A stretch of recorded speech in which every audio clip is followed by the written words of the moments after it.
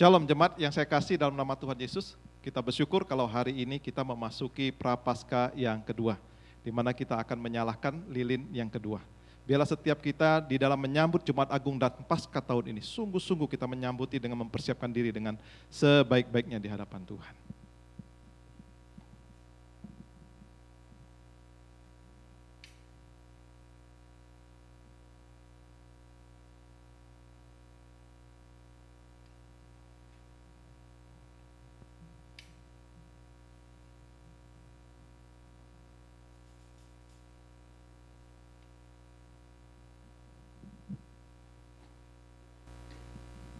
Saya akan membacakan satu bagian firman Tuhan.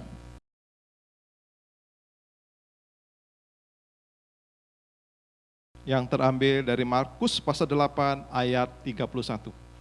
Kemudian mulailah Yesus mengajarkan kepada mereka bahwa anak manusia harus menanggung banyak penderitaan dan ditolak oleh tua-tua, imam-imam, kepala dan ahli-ahli Taurat, lalu dibunuh dan bangkit sesudah 3 hari.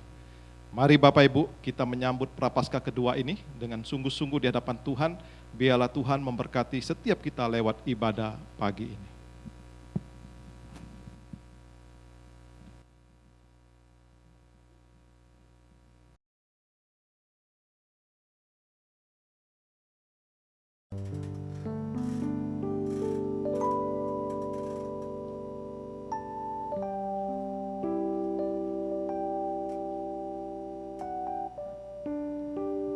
Shalom jemaat sekalian yang dikasihi Tuhan.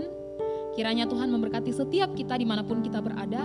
Kiranya kekuatan dan kesehatan dari Tuhan terus menyertai setiap kehidupan kita, sehingga kita bisa beribadah pada hari ini. Mari sebelum kita memulai ibadah kita pada pagi hari ini, kita mau mengambil waktu teduh sejenak di hadapan Tuhan. Saat teduh.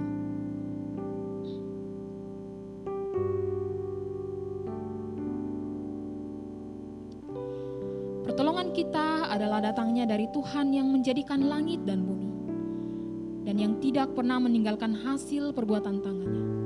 Turunlah atas kita sekalian kasih karunia dan damai sejahtera dari Allah Bapa, Allah Anak, dan Allah Roh Kudus menyertai ibadah kita hari ini. Amin. Haleluya. Pujilah Allah dalam tempat kudusnya. Pujilah Dia dalam cakrawalanya yang kuat. Biarlah semua yang bernafas memuji Tuhan. Mari kita tinggikan nama-Nya. Nyanyi dan bersorak. Nyanyi dan bersoraklah baginya. Pujian, hormat, kuasa bagi Raja. Gunung tunduk, laut bergelora mendengar namamu.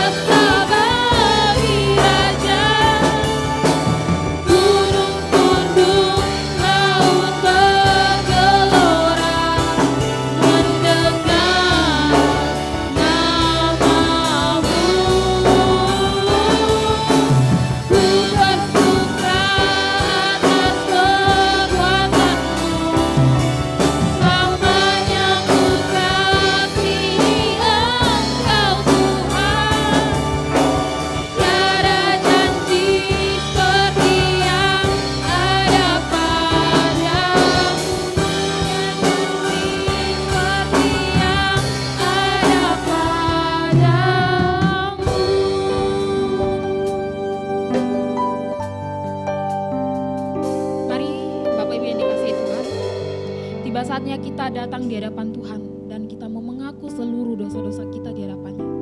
Ketahuilah bahwa Dia adalah setia dan adil. Dia akan mengampuni setiap kesalahan dan dosa-dosa kita, asalkan kita mau datang di hadapannya dengan kerendahan hati. Kita mau mengaku dan berkomitmen untuk tidak melakukan hal yang sama lagi, yang menyakiti hati kudusnya. Mari kita tundukkan kepala, kita berdoa. Ya Tuhan, ya Allah kami, saat ini kami datang di hadapan-Mu dengan kerendahan hati kami. Kami mau mengaku segala dosa-dosa kami. Kami mengaku bahwa selama beberapa waktu ini Tuhan, kami menyakiti hati kudus-Mu dengan melakukan berbagai macam hal yang tidak Engkau sukai. Tuhan, ampuni kami. Ampuni kami jika beberapa waktu ini kami menyakiti hati kudus-Mu lewat sikap kami, tindakan kami, pikiran kami. Kami mohon Tuhan, sucikan dan kuduskan, tahirkan kami, sehingga kami boleh tahir dari dosa-dosa kami, dan kami boleh layak di hadapan-Mu pagi hari ini untuk memuji dan menyembah Engkau. Ampuni kami jika kami masih sering menyakiti hati suami kami, istri kami, anak-anak kami, rekan kerja kami, bahkan orang-orang di sekitar kami. Tuhan, ampuni kami dan layakan kami. Ampuni kami juga jika kami melakukan dosa yang tidak diketahui oleh orang lain, namun Engkau melihat semua itu Tuhan. Kami mohon Tuhan, ampuni dan sucikan, kuduskan kami, agar kami layak di hadapan-Mu. Dalam nama Yesus kami percaya setiap kami yang mengaku hari ini dengan sungguh-sungguh akan menerima pengampunan yang daripada-Mu. Terpujilah Engkau Tuhan, ini doa kami. Dalam nama Yesus kami berdoa. Amin.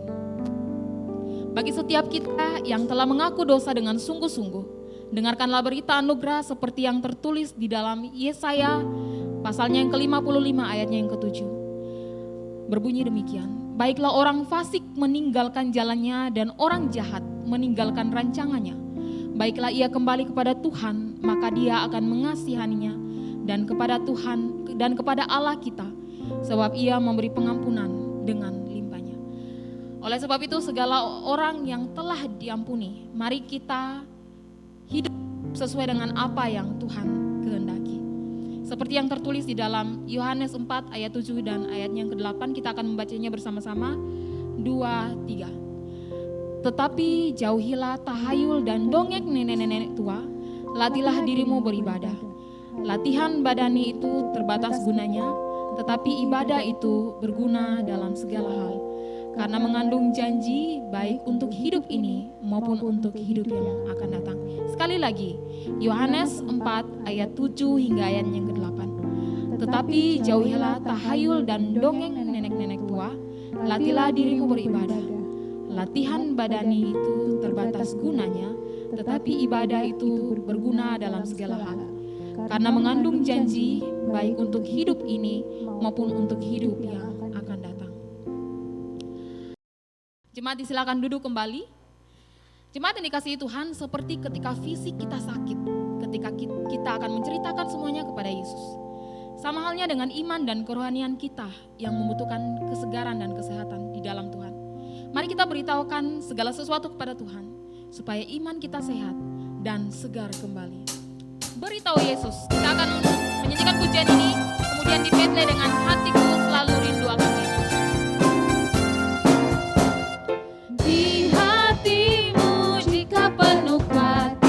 Beritahu Yesus,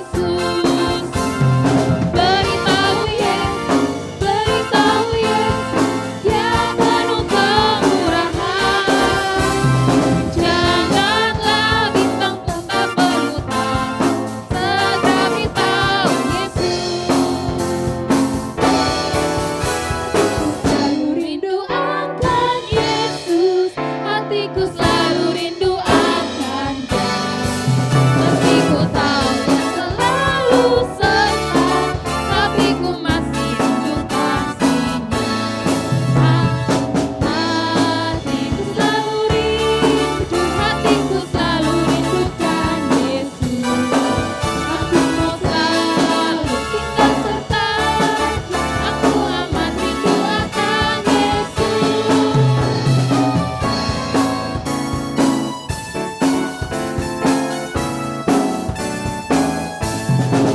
Hatiku selalu rindu akan Yesus, aku rindu dipimpin Tuhanku. Ini ku tahu Dia pimpin aku, kasih rahmat-Nya selalu sertaku. Hatiku selalu rindu, hatiku selalu rindukan Yesus. Aku mau selalu tinggal sertanya, aku amat rindu akan Yesus.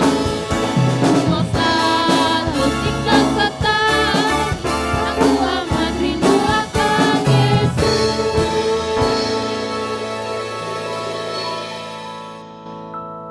Tiba saatnya kita akan mendengarkan firman Tuhan yang akan disampaikan oleh hamba-Nya. Jemaat, silakan mempersiapkan diri untuk mendengarkan firman Tuhan.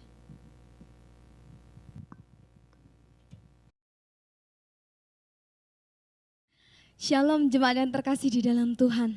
Bagaimana kabarnya hari ini? Saya berharap kita semua sehat lahir dan batin. Mari kita mempersiapkan diri untuk mendengarkan firman Tuhan, kita berdoa. Tuhan Yesus, kami bersyukur untuk semua kebaikan Tuhan di dalam hidup kami. Sampai hari ini kami boleh ada karena kasih anugerah Tuhan. Saat ini biarlah Allah Roh Kudus membukakan hati kami sehingga kami boleh mengerti, menerima apa yang firman Tuhan sampaikan bagi kami. Inilah hamba-Mu yang akan menyampaikan dengan segala keterbatasannya, kiranya Tuhan yang menyempurnakan. Di dalam nama Tuhan Yesus kami berdoa. Amin. Oke, Bapak Ibu Saudara, saya mengingat kembali beberapa tahun di belakang. Ketika orang tua saya bekerja begitu keras, mereka mencari nafkah, mencari uang. Itu bagaikan prioritas pertama di dalam kehidupan mereka. Tetapi kalau kita lihat di zaman sekarang, itu prioritas yang sudah bergeser. Uang memang penting, harta memang penting, tetapi ada satu prioritas lain yang lebih penting daripada hal itu. Apa itu? Kesehatan. Nah, ketika mengingat hal ini saya teringat akan postingan teman saya yang memposting tentang kematian seorang miliarder yang begitu kaya ya Bapak Ibu. Namanya Antonio Vieira Monteiro. Terus dia ini meninggal ceritanya. Lalu anaknya memposting sesuatu di sosial media. Tulisannya seperti ini. Kami keluarga kaya raya, tetapi ayahku meninggal seorang diri. Sulit bernafas seperti tercekik karena mencari sesuatu yang gratis dan tanpa biaya, yaitu udara. Sedangkan harta yang dikumpulkannya ternyata tidak bisa membantunya, bahkan hanya meninggalkannya begitu saja. Hal ini Bapak Ibu mengingatkan kita bahwa saat ini yang menjadi prioritas utama kita adalah kesehatan kita. Kesehatan fisik, memiliki kesehatan yang baik itu sesuatu hal yang sangat kita rindukan saat ini. Karena memang sangat penting. Seorang pemain bola yang bernama Ibrahimovic, beberapa waktu lalu dia terkonfirmasi positif COVID-19. Tetapi yang unik dari Ibrahimovic adalah dia sembuh dalam waktu yang relatif cukup singkat. Kenapa? Karena dia ini adalah seorang atlet sepak bola. Wah, yang mana kita tahu mereka berlatih begitu giat sehingga mempunyai fisik yang bagus, daya tahan yang bagus. Sehingga dengan latihan-latihan yang dia lakukan ini mempercepat proses pemulihannya. Nah, ini juga mengingatkan kita bahwa latihan-latihan fisik kita itu menolong untuk proses penyembuhan dalam satu penyakit ya. Meskipun demikian, latihan fisik itu terbatas gunanya. Demikian kata firman Tuhan Bapak Ibu Saudara. Ada latihan lain yang perlu kita perhatikan untuk menjaga kesehatan iman kita.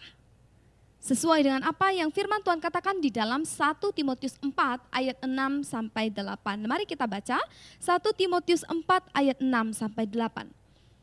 Dengan selalu mengingatkan hal-hal itu kepada saudara-saudara kita, engkau akan menjadi seorang pelayan Kristus yang baik, terdidik dalam soal-soal pokok iman kita dan dalam ajaran sehat yang telah kau ikuti selama ini.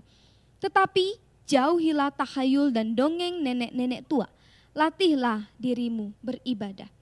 Latihan badani terbatas gunanya, tetapi ibadah itu berguna dalam segala hal karena mengandung janji baik untuk hidup ini maupun untuk hidup yang akan datang. Sedemikian jawab pembacaan firman Tuhan kita.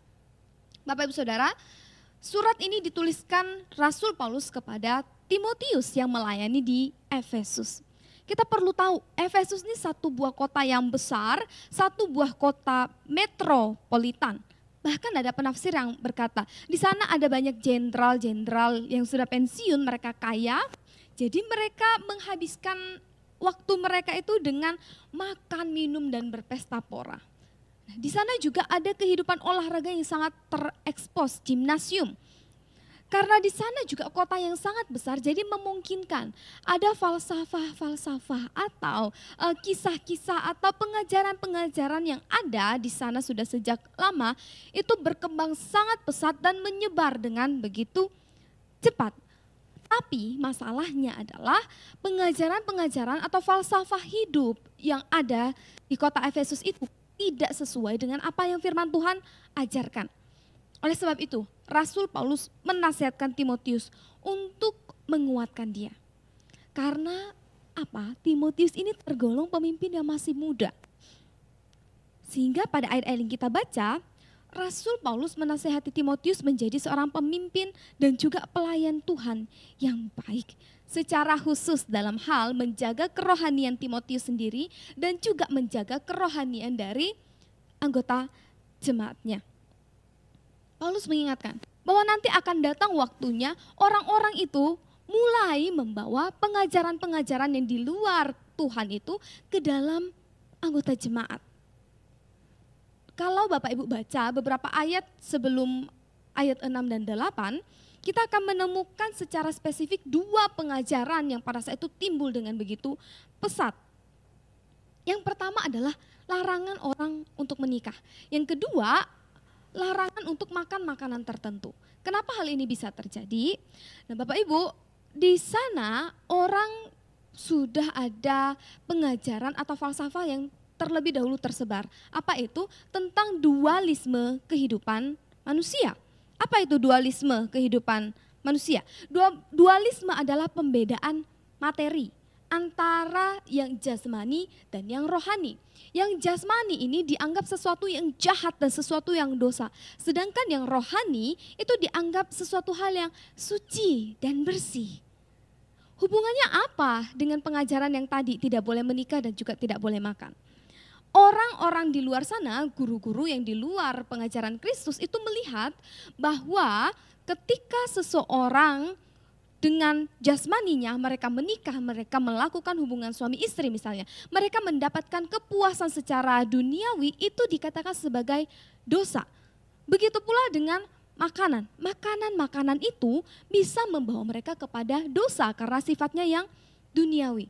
Nah, hal-hal inilah yang mereka katakan kalau kamu tidak menikah, kalau kamu hidup selibat dan kalau kamu menjauhi makanan A, B, C, D, E, hidupmu akan menjadi lebih suci, hidupmu akan menjadi lebih saleh.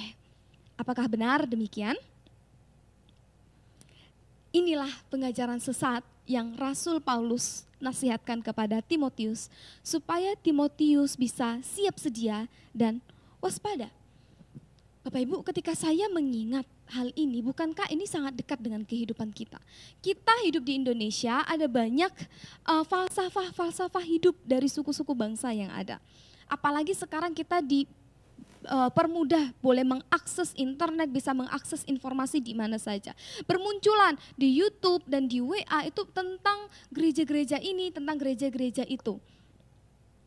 Tentu ada banyak hal dari falsafah-falsafah hidup itu yang baik yang bisa kita terapkan di dalam kehidupan kita. Seperti pada masa raya Imlek, ada hal-hal baik seperti berkumpul bersama dengan keluarga, makan bersama, berbagi berkat. Itu hal-hal baik yang bisa kita lakukan.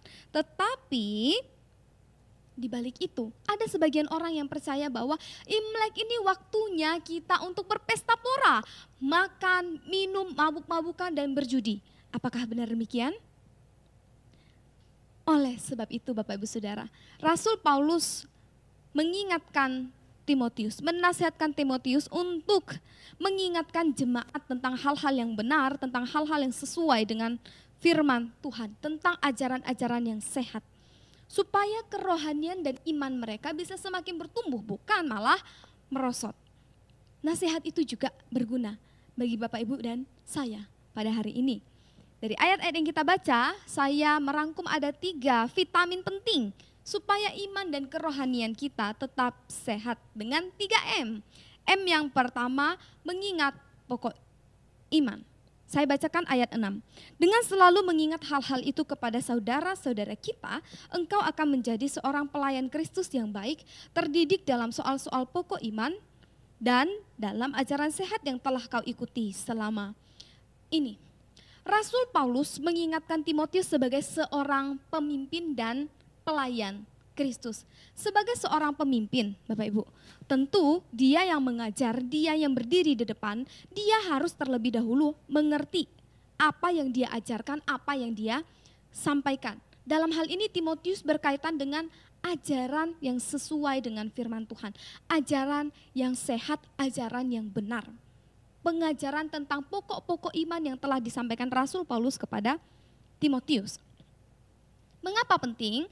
Karena Timotius yang memimpin di depan, apa yang diajarkan kepada jemaat, jemaat itu akan mengikuti apa yang disampaikan oleh pemimpin. Sehingga Timotius penting sekali untuk terdidik di dalam soal perkara-perkara iman atau doktrin pengajaran yang sehat.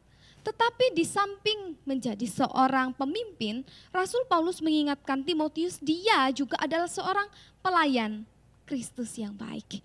Apa itu pelayan Kristus? Pelayan yang dimaksud di bagian ini adalah semua orang percaya yang mengambil bagian untuk melayani Tuhan di bidang apapun dalam kehidupannya.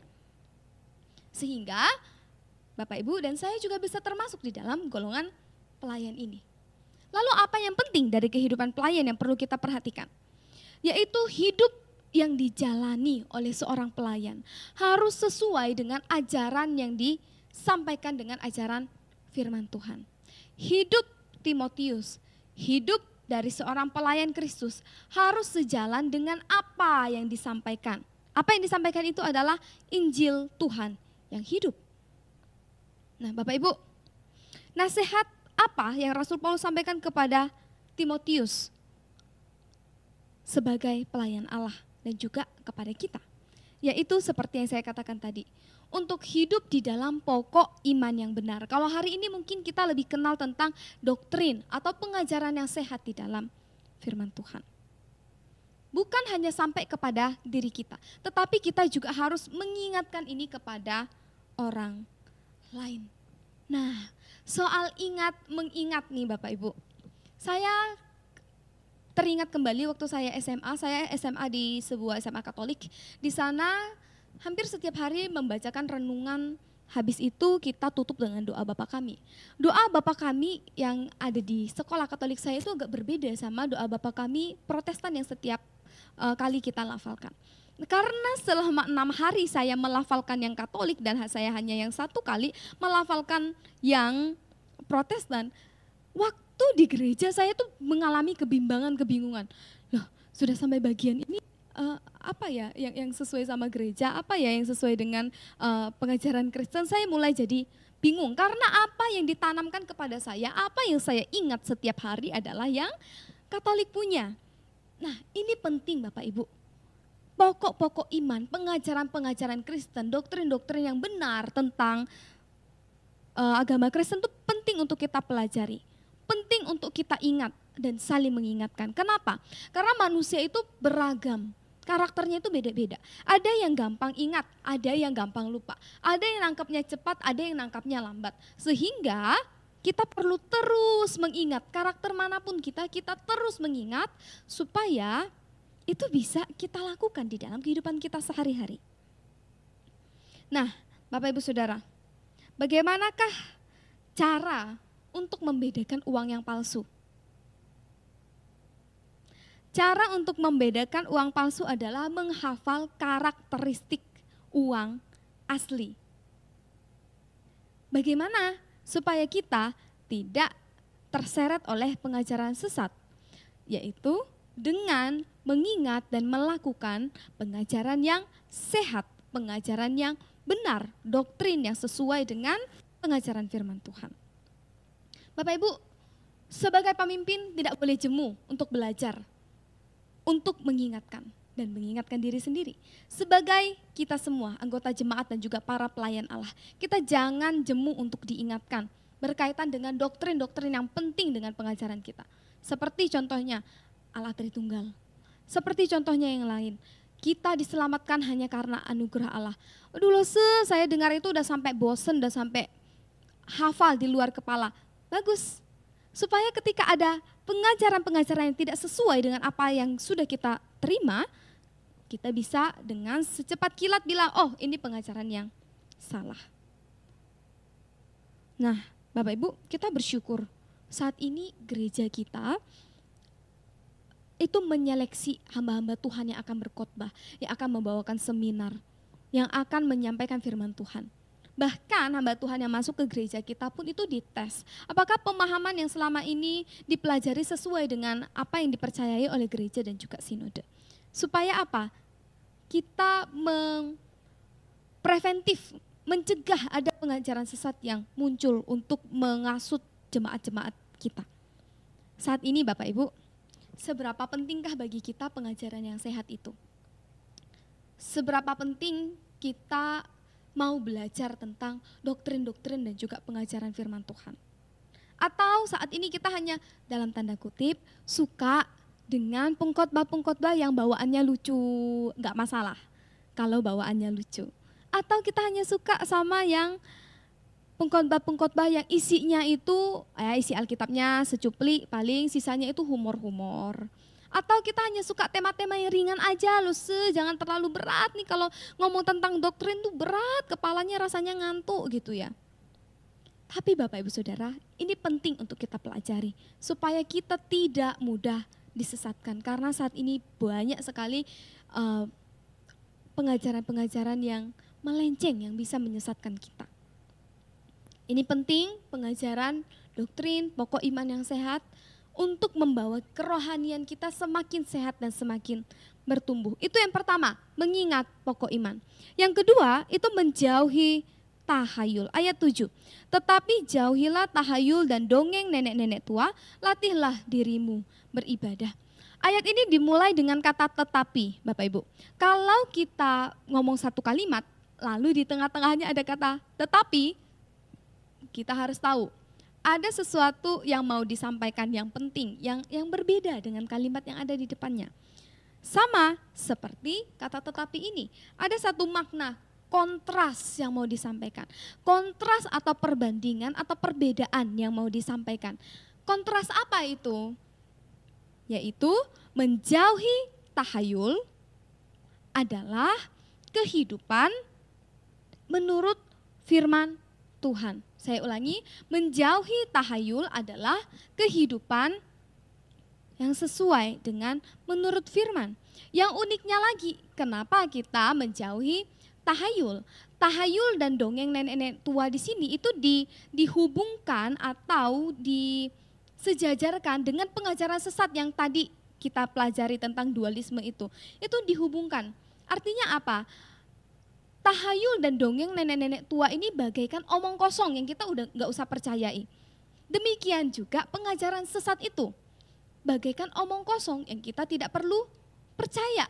Oleh sebab itu kita harus menjauhkan diri dari tahayul, dongeng nenek-nenek tua, dan pengajaran sesat itu. Tetapi tidak berhenti sampai di sana Bapak Ibu Saudara. Kita menjauhi yang jahat tetapi juga harus melakukan yang baik. Melakukan yang baik yang apa yang disampaikan oleh firman Tuhan? Yaitu latihlah dirimu beribadah. Jadi nasihat Rasul Paulus adalah daripada kita percaya kepada yang omong kosong, pengajaran sesat dan teman-temannya, mari kita melakukan hal yang baik yaitu melatih diri beribadah. Saya mempersiapkan bagi ini langsung teringat satu iklan Detol. Bapak Ibu tahu dia itu punya slogan mencegah lebih baik daripada mengobati. Bagaimana tindakan mencegah ala Detol? Atau bagaimana tindakan menjauhi kuman-kuman penyebab penyakit itu? Yaitu dengan menggunakan Detol. Hal ini ternyata slogan yang sangat baik saya pikir. Slogan yang bisa juga kita terapkan dalam kehidupan kerohanian kita. Bagaimana caranya kita bisa menjauhi kuman-kuman atau mencegah kuman-kuman penyakit ajaran sesat, yaitu dengan melatih diri beribadah. Melatih diri beribadah itu bukan artinya setiap minggu kita rajin ikut ibadah online maupun pada waktu di gereja kita ikut ibadah di gereja. Bukan hanya tentang ibadah di gereja, tetapi beribadah yang dimaksudkan di sini adalah hidup kita secara utuh sebagai ibadah di hadapannya Tuhan. Yaitu kehidupan yang kita jalani sesuai dengan pengajaran firman Tuhan, sesuai dengan Injil yang sudah kita dengarkan. Dengan kata lain, kita menghidupi kehidupan iman yang sehat. Pertanyaannya bagaimana caranya kita bisa menghidupi kehidupan iman yang sehat? Yaitu dengan latihan. Di awal saya katakan bahwa kota Efesus ini salah satu ciri khasnya yang diekspos adalah olahraga, gimnasium. Di sana tuh ada banyak kontes dan juga atlet Bapak Ibu Saudara. Ketika atlet-atlet ini mempersiapkan diri untuk satu buah pertandingan, mereka akan latihan gila-gilaan. Tidak ada kata malas-malasan buat mereka. Mereka akan latih dengan tekun dan dengan bersemangat. Mereka melatih diri. Mereka akan melatih diri dengan disiplin. Bahkan kalau kita hubungkan dengan atlet masa sekarang Bapak Ibu, mereka itu tidak berlatih hanya pada saat mau lomba. Contoh atlet sepak bola. Mereka tidak hanya berlatih pada waktu ada liga atau ada pertandingan. Tetapi sepanjang tahun, setiap hari mereka akan berlatih untuk menjaga stamina tubuh mereka. Sehingga waktu pertandingan itu datang, mereka sudah siap untuk bertanding. Enggak lagi ngos-ngosan gitu ya. Jadi mereka berlatih sepanjang tahun untuk pertandingan yang dipersiapkan, untuk pertandingan yang akan mereka ikuti. Nah, dengan kita, bagaimana supaya kita menghidupi kehidupan iman yang sehat menurut Injil, yaitu melatih diri dengan disiplin, melatih diri dengan tekun, setiap hari, setiap saat, supaya stamina iman kita, kesehatan iman kita ini terjaga. Maka bagaikan atlet tadi, kapanpun mereka mau bertanding mereka sudah siap, sama seperti kita. Kapanpun pengajaran sesat itu datang, kita sudah siap untuk menolak dan menjauhinya. Ini yang kedua Bapak Ibu. Yang pertama mengingat pokok iman, yang kedua menjauhi tahayul, yang ketiga melatih diri beribadah. Ayat 8 saya bacakan. Latihan badani terbatas gunanya, tetapi ibadah itu berguna dalam segala hal, karena mengandung janji baik untuk hidup ini maupun untuk hidup yang akan datang. Poin yang ketiga ini Bapak Ibu bagaikan kesimpulan dari kita kenapa melakukan poin pertama mengingat doktrin pengajaran pokok iman dan juga menjauhi tahayul. Kenapa saya dan Bapak Ibu Saudara, Timotius dan jemaatnya harus melakukan ini? Kenapa kita harus melakukan latihan ibadah? Nah ayat 8 dimulai dengan latihan badani. Latihan badani ini apa? Seperti yang saya bilang, orang Yunani di kota Efesus itu banyak melatih diri untuk mengikuti kontes perlombaan yang semacam olimpik begitu. Kontes ini, perlombaan ini, pertandingan ini memberikan hadiah bagi para pemenangnya. Apa hadiahnya itu? Hadiahnya itu hanya tepuk tangan dari manusia dan juga mahkota anyaman dari daun. Tetapi yang unik Bapak Ibu Saudara, pertandingan ini sangat bergengsi. Pertandingan ini sangat diminati oleh banyak orang. Apalagi bagi mereka yang menang pertandingan, walaupun hanya mendapatkan tepuk tangan dan juga mahkota daun, mereka sangat senang, sangat bergengsi. Padahal Bapak Ibu Saudara, kontes itu, perlombaan itu hanya berlangsung dalam waktu yang singkat dan hadiahnya hanya pujian dari manusia. Ini satu buah perbandingan bagi kita. Latihan yang mereka lakukan itu hanya mendapatkan hadiah yang fana dari manusia. Mereka mendapatkan hadiah yang fana itu aja digandrungi dengan semangat dengan begitu rupa. Apalagi dalam tanda kutip pertandingan yang mendapatkan hadiah yang kekal. Nah, latihan badani yang pertama tadi ngomong tentang olahraga, tentang atlet. Tapi ada yang kedua, latihan badani, Bapak Ibu ingat tentang konsep dualisme yang saya sampaikan di depan, itu menjauhkan diri dari pernikahan supaya mereka selibet dan juga tidak makan makanan yang dilarang, itu juga termasuk latihan badani. Latihan badani yang mereka ajarkan oleh pengajar-pengajar sesat itu terbatas gunanya. Atau bahkan tidak sesuai dengan pengajaran firman Tuhan. Sehingga Rasul Paulus bilang, daripada kamu sibuk melakukan latihan badani yang terbatas itu, kamu tidak menikah, kamu tidak makan makanan yang Tuhan ciptakan, daripada kamu melakukan omong kosong itu, kamu mendingan melatih diri dalam beribadah. Seperti yang tadi saya sampaikan, latihan ibadah bukan hanya ibadah hari Minggu, tetapi melatih diri setiap hari untuk hidup sesuai dengan firman Tuhan, sehingga kita memiliki iman yang sehat. Apa gunanya Bapak Ibu? Ayat 8 bilang sama kita, ibadah yang kita lakukan atau melatih diri kita setiap hari sesuai dengan firman Tuhan itu berguna dalam segala hal. Baik untuk hidup saat ini maupun untuk hidup yang akan datang. Nah, Bapak Ibu Saudara, bagaikan orang yang berlatih mau berlomba, mereka menang mendapatkan hadiah. Demikian juga saya dan Bapak Ibu Saudara. Melatih diri beribadah. Kita berlatih, kita bertanding dalam pertandingan iman. Dan ketika kita menang, kita juga akan mendapatkan hadiah. Bagi para pemenang atlet gimnasium itu, mereka mendapatkan pujian manusia dan mahkota yang fana, hanya mahkota daun. Tetapi bagi setiap kita akan mendapatkan hadiah dari Tuhan, kemuliaan yang bersifat kekal. Inilah yang Rasul Paulus sampaikan kepada Timotius dan juga jemaatnya yang hendak untuk dilakukan. Bukan hanya mencapai apa yang sia-sia di hadapan manusia, di hadapan Tuhan, tetapi mencari sesuatu hal yang kekal. Ini yang nomor 3 Bapak Ibu. Dan hari ini kita belajar untuk mendapatkan iman yang sehat. Ketiga hal yang saya sampaikan tadi ini adalah satu rangkaian yang tidak boleh terputus untuk kita lakukan. Apa itu? Yang pertama, mengingat pokok iman. Mengingat pengajaran-pengajaran doktrin yang sehat.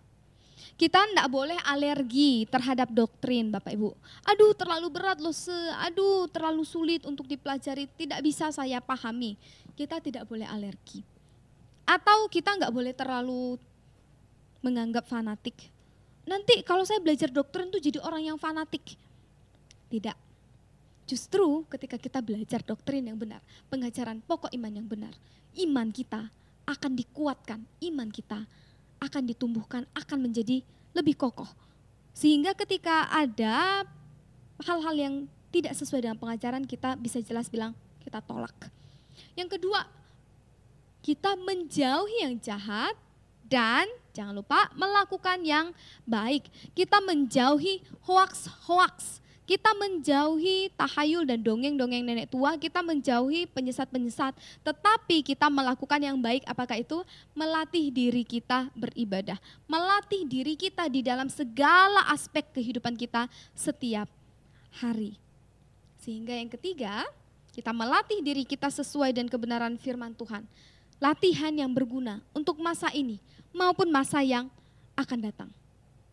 Kiranya Tuhan menolong kita untuk menjaga kesehatan iman kita, senantiasa bertanding di dalam pertandingan iman yang benar. Sampai harinya ketika kita menang, kita bersama-sama menang di hadapan Tuhan dan mendapatkan hadiah yang kekal dari Tuhan. Mari kita berdoa. Tuhan Yesus, kami bersyukur sekali lagi karena Engkau mengingatkan kami, Engkau menolong kami lewat setiap pengajaran-pengajaran firman Tuhan yang benar, yang sehat yang kami ikuti. Kiranya Tuhan tolong kami di masa-masa sulit kehidupan kami boleh terus memiliki iman yang sehat. Kami boleh belajar tentang pengajaran yang benar. Kami tidak melakukan yang tidak sesuai di hadapan Tuhan, melainkan kami mau melatih diri kami, hidup kami sesuai dengan apa yang Tuhan ajarkan. Kiranya Tuhan terus tambah-tambahkan, kokohkan iman kami. Tuhan yang berkati kesehatan iman kami. Di dalam nama Tuhan Yesus kami berdoa. Amin. Bapak Ibu Saudara, sebagai respon iman kita kepada Tuhan, mari kita semua mengambil sikap berdiri. Kita mengikrarkan pengakuan iman rasuli. Aku percaya kepada Allah, Bapa yang Maha Kuasa, Khalik langit dan bumi, dan kepada Yesus Kristus, anaknya yang tunggal Tuhan kita, yang dikandung dari Roh Kudus, lahir dari anak darah Maria, yang menderita sengsara di bawah pemerintahan Pontius Pilatus, disalibkan, mati dan dikuburkan, turun ke dalam kerajaan maut. Pada hari yang ketiga, bangkit pula dari antara orang mati, naik ke sorga, duduk di sebelah kanan Allah, Bapa yang Maha Kuasa. Dan dari sana ia akan datang untuk menghakimi orang yang hidup dan yang mati. Aku percaya kepada Roh Kudus, gereja yang kudus dan am, persekutuan orang kudus, pengampunan dosa, kebangkitan tubuh, dan hidup yang kekal. Amin. Jemaat disilakan duduk kembali.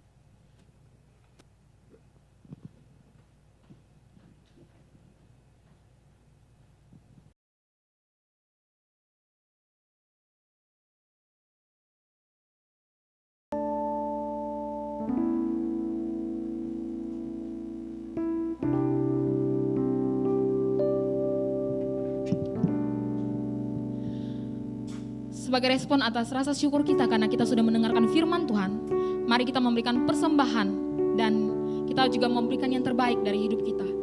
Sambil persembahan kita transfer, mari kita nyanyikan pujian, Ku persembahkan hidupku.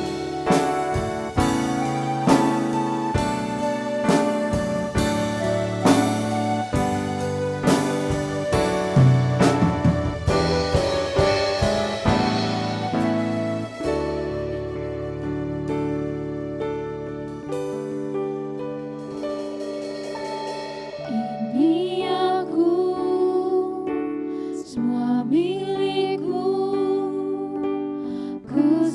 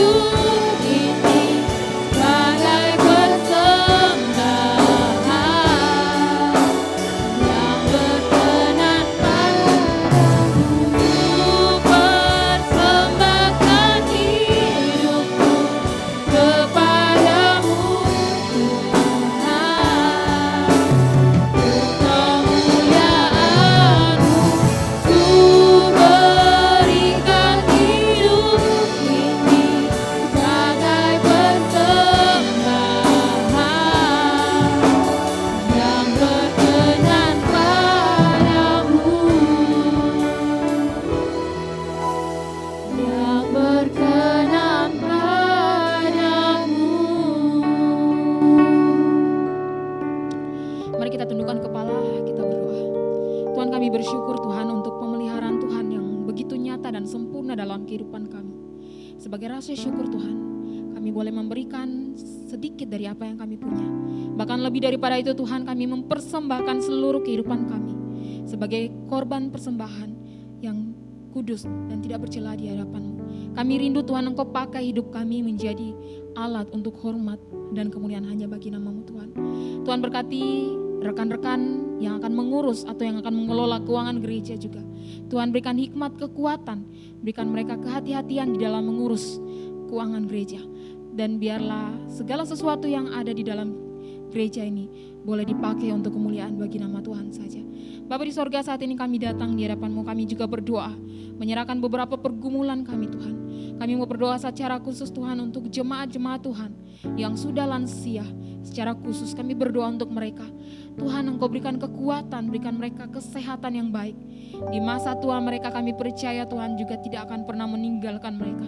Seperti janji firman Tuhan bahwa Engkau akan menggendong anak-anak-Mu, bahkan sampai pada masa tua sekalipun. Kami memegang janji firman-Mu Tuhan. Dan kami percaya pemeliharaan Tuhan akan nyata bagi setiap jemaat-jemaat-Mu di tempat ini. Dan kami berdoa secara khusus Tuhan untuk proses vaksinasi untuk COVID-19 ini. Kami berdoa, Tuhan tolong berbagai macam pihak yang mengurus bagian vaksin ini. Tuhan tolong juga sehingga masyarakat di seluruh dunia boleh menyiapkan diri dengan baik untuk menerima vaksin. Dan kiranya vaksin yang diberikan ini juga boleh membantu di dalam proses pengurangan virus COVID-19 yang ada di seluruh dunia ini. Terima kasih Bapak, secara khusus kami juga berdoa untuk saudara-saudara kami yang ada di Jakarta, di sekitarnya Tuhan, yang saat ini sedang mengalami musibah banjir di mana-mana. Kami berdoa Tuhan, Engkau turun tangan. Berbagai macam peristiwa terus terjadi di Indonesia. Kami berdoa Tuhan yang menolong setiap kami. Tuhan yang akan menolong sehingga banjir itu pun surut. Sebab Engkau tahu kondisi pandemik saat ini. Ada begitu banyak hal yang kami khawatirkan. Tapi kami percaya kami punya Allah yang luar biasa. Allah yang akan menolong setiap umat-umat-Mu ketika kami datang berharap dan berserah kepada Engkau. Terima kasih Bapa di sorga, ini doa kami. Dalam nama Yesus kami berdoa. Amin. Jemaat disilakan bangkit berdiri. Kita akan mengembalikan segala kemuliaan hanya kepada Allah Tritunggal. Doksologi.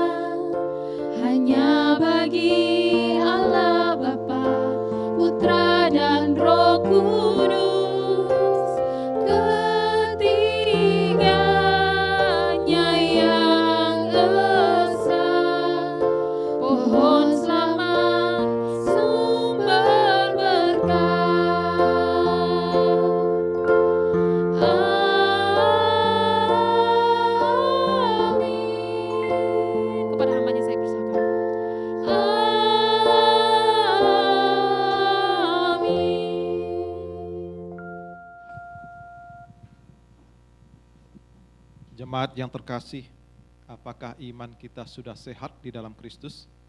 Saya harap kita semua sehat imannya, ya, juga fisiknya. Biarlah kebenaran firman boleh mengingatkan dan menggugah hati setiap kita. Mari jemaat, arahkanlah hatimu kepada Tuhan dan terimalah berkat-Nya. Tuhan pencipta langit dan bumi yang senantiasa akan memberkatimu di dalam segala kelimpahan, baik secara rohani maupun secara jasmani. Ia yang akan senantiasa melindungi dan menjaga engkau. Tuhan menyinari engkau dengan wajah-Nya dan memberi engkau kasih karunia. Tuhan menghadapkan wajah-Nya kepadamu dan memberi damai sejahtera. Kiranya Allah Tritunggal itu senantiasa memimpin dan menyertai dan memberkati hidup setiap jemaat dari sekarang sampai selama-lamanya. Amin.